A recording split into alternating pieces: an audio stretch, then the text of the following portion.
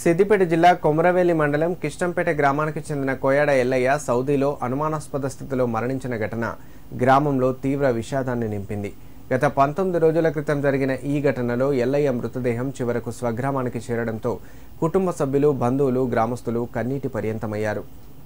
కిష్టంపేట గ్రామానికి చెందిన ఎల్లయ్య జీవనోపాధి కోసం గత సంవత్సరం ఏప్రిల్ నెలలో సౌదీకి వెళ్లారు.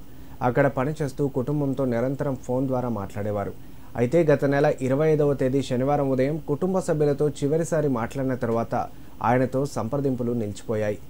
27వ తేదీ సాయంత్రం ఆయన మరణించినట్లు సమాచారం అందడంతో కుటుంబ సభ్యులు, గ్రామస్తులు షాక్కు గురయ్యారు. భర్త అనుమానాస్పద స్థితిలో మృతి చెందాడని మరణ వార్త విన్న అతని భార్య కవిత, కుమారులు రాజశేఖర్, రాకేష్ తీవ్ర విషాదంలో మునిగిపోయారు. కాగా ఎల్లయ్య మృతదేహం ఇవాళ స్వగ్రామానికి చేరడంతో కుటుంబ సభ్యులు, బంధువులు, గ్రామస్తులు కన్నీటి పర్యంతమయ్యారు. ఎల్లయ్య మృతితో రోడ్డున పడ్డ ఆ బాధిత కుటుంబాన్ని ప్రభుత్వం అన్ని విధాలుగా ఆదుకోవాలని గ్రామస్తులు, బంధువులు కోరుతున్నారు.